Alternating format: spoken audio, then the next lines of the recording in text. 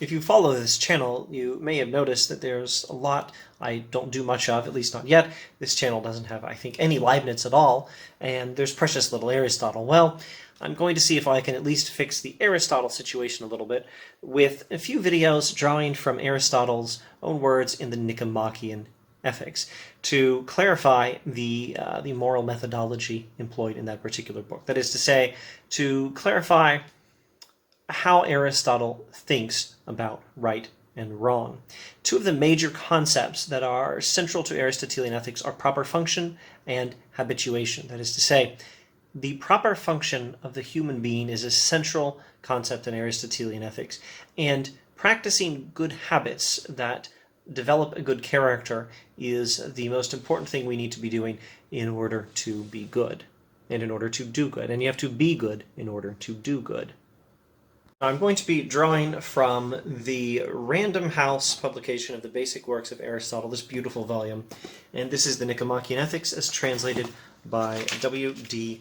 Ross. Let's begin at the beginning. Book 1 of the Nichomachean Ethics, Chapter 1. Every art and every inquiry, and similarly every action and pursuit, is thought to aim at some good, and for this reason the good has rightly been declared to be that at which all things aim. Now let's go to the beginning of Chapter 2, same page. If then there is some end of the things we do which we desire for its own sake, everything else being desired for the sake of this, and if we do not choose everything for the sake of something else, for at that rate the process would go on to infinity, so that our desire would be empty and vain. Clearly, this must be the good and the chief good. Everything we human beings do, we do for a reason. We do for a purpose, for a goal, for an end, which we think is a good end. I might drink tea because I have the goal of trying to ingest the caffeine, and I think that's a good goal. I do the activity for the sake of the goal, which I think is a good goal, the purpose, or the end of the activity, which is a good purpose or end. But why is it good to ingest the caffeine? Well, this purpose or goal has its own purpose or goal or end, which is to stay awake, perhaps. And that's something I think is good. But why do I think it's good? Well, probably so that I can do my work. And why do I want to do my work? Well, probably so I can make money. Why do I want to make money? I think that's good, but what's the point? There ought to be a point to making money. And the point is, well, maybe that I can buy something with the money. And this process can't go on into infinity, because then life is meaningless. There must be some end or some purpose or goal of the things we do which we desire for its own sake, everything else being desired for the sake of this.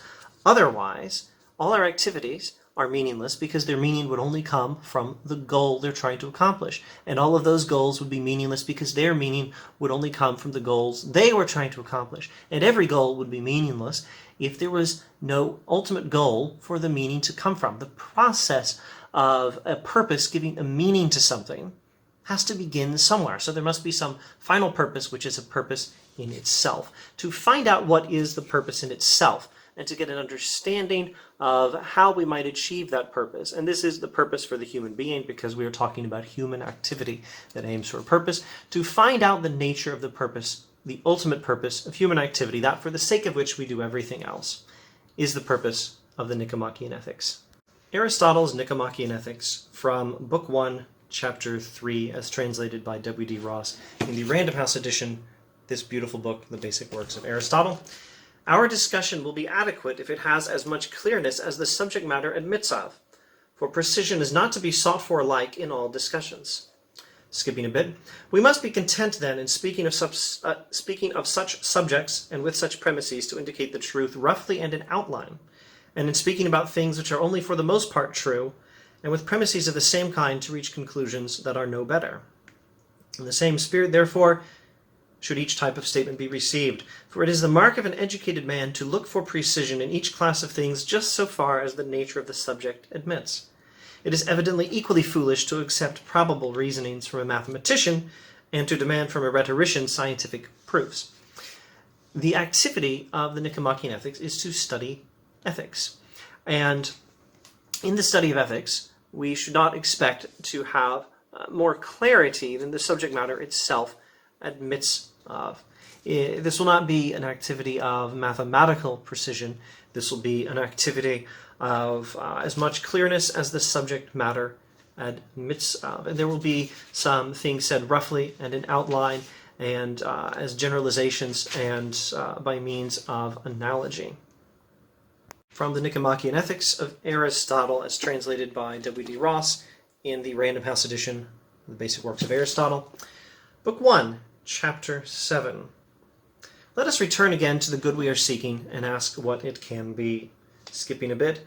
Therefore, if there is only one final end, one ultimate goal, one final purpose for human life, this will be what we are seeking. Skipping a bit. Now we call that which is in itself worthy of pursuit more final than that which is worthy of pursuit for the sake of something else, and that which is never desirable for the sake of something else more final than the things that are desirable both in themselves and for the sake of that other thing. And therefore we call final without qualification that which is always desirable in itself and never for the sake of something else. Let me comment on this before going further. The Republic of Plato suggests that something that is desired in itself is good. Something that is desired for the sake of something else that is good, and something which is desired for both reasons is the best. Here Aristotle has a different approach. He actually says that which we desire in itself and only in itself is the greatest thing. So he's aiming to understand the ultimate purpose of a human being, which is desired in itself and only in itself. Something that we don't seek because it's useful for something else, as, for example, money is useful for something else. What is something that we seek for its own sake? That will be the final human purpose, the ultimate purpose of everything we do. Now, such a thing, Aristotle says, such a thing, happiness, above all else, is held to be. For this we choose always for itself and never for the sake of something else. But honor, pleasure, reason, and every virtue we choose indeed for themselves. For if nothing resulted from them, we should still choose each of them. But we choose them also for the sake of happiness, judging that by means of them we shall be happy. Happiness, on the other hand, no one chooses for the sake of these, nor in general for anything other than itself. Happiness is what we choose for its own sake and not for the sake of anything else. And everything else, even virtue itself, is pursued for the sake of happiness. Happiness is the ultimate goal of human life. But what actually is happiness, and how are we to understand it? Aristotle will have to say more about that. Reading from Chapter 7 of Book 1 of the Nichomachean Ethics, as translated by W.D. Ross in the Random House edition, the Basic Works of Aristotle. Presumably, however, to say that happiness is the chief good seems a platitude, and a clearer account of what it is still desired. So we've observed that we need to seek the ultimate goal of human life, the ultimate purpose, which Aristotle says is the purpose which we seek for its own sake and not for the sake of anything else, for the sake of which we seek everything else we do seek in life, the ultimate purpose of human life, and that is happiness. But we obviously have to know something about what happiness is. And Aristotle says, this might perhaps be given, this clearer account of what happiness is, might perhaps be given if we could first ascertain the function of man. For just as for a flute player, a sculptor, or any artist, and in general for all things that have a function or activity, the good and the well is thought to reside in the function, so would it seem to be for man, if he has a function. Have the carpenter, then, and the tanner certain functions or activities, and has man none? Is he born without a function, or has eye, hand, foot, and in general each of the parts evidently has a function, that is to say, each part of the body has a function? May one lay it down that man similarly has a function apart from all these? What then can this be? Life seems to be common, even to plants, but we are seeking what is peculiar to man. Let us exclude, therefore, the life of nutrition and growth. Next, there would be a life of perception, but it also seems to be common even to the horse, the ox, and every animal. There remains, then, an active life of the element that has a rational principle. Of this, one part has such a principle in the sense of being obedient to one, the other in the sense of possessing one and exercising thought. And as life of the rational element also has two meanings, we must state that life in the sense of activity is what we mean, for this seems to be the more proper sense of the term. Now, if the function of man is an activity of soul, which follows or implies a rational principle, etc., etc., and if this is the case, then, etc., etc., human good turns out to be activity of soul in accordance with virtue. And if there are more than one virtue in accordance with the best and most complete, but we must add in a complete life. There's a lot to consider here. The first thing to do is to understand the concept of proper function. Aristotle is trying to clarify what is the ultimate purpose of a human being, and he's identified happiness as that ultimate purpose. Happiness is that which we seek for its own sake and not for the sake of anything else. Well, what is human happiness? In order to understand human happiness, we must understand the proper functioning of the human being and look at the comparisons. A flute player, a sculptor, or any artist, a carpenter, a tanner, the eye, the hand, the foot, and in general each of the parts of the body, these things all have functions.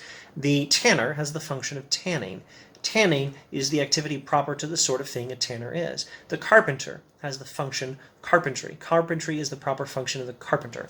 Carpentry is the function proper to a carpenter. It's the function, the activity for the sort of thing a carpenter is. What is a carpenter? He's someone who does carpentry. What is a sculptor? He's someone who sculpts. Sculpting is the activity proper to the sculptor.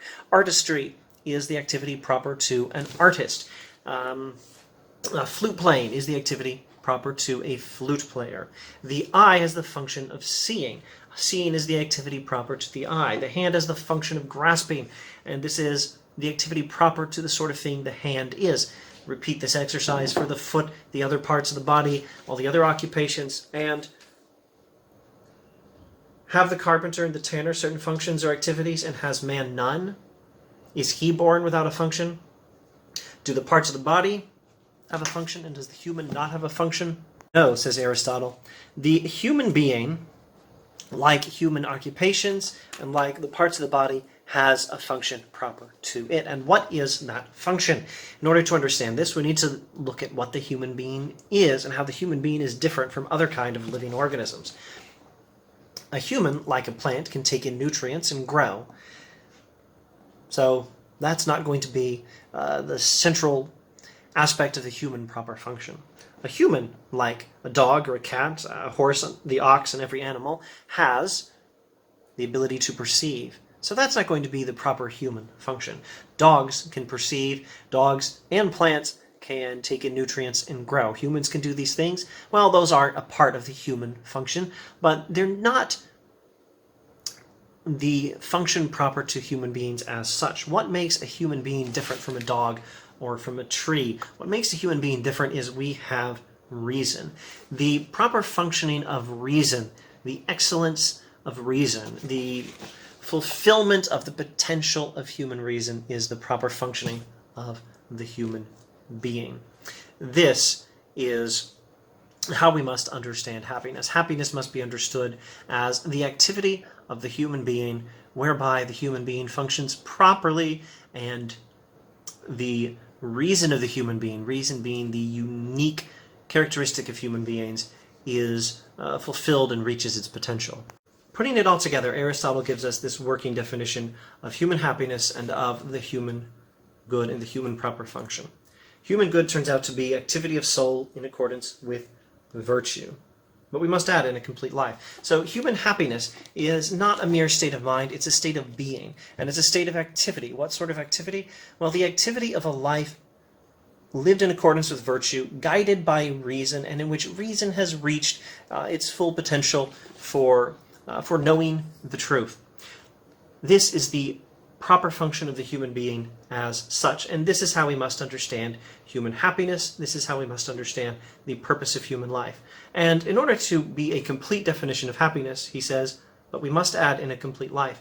It's possible that through no fault of your own, if you're a thoroughly virtuous person living according to your proper function in all of these respects, tragedy strikes, say, maybe lightning strikes the house where your family is, and it burns down and they all die.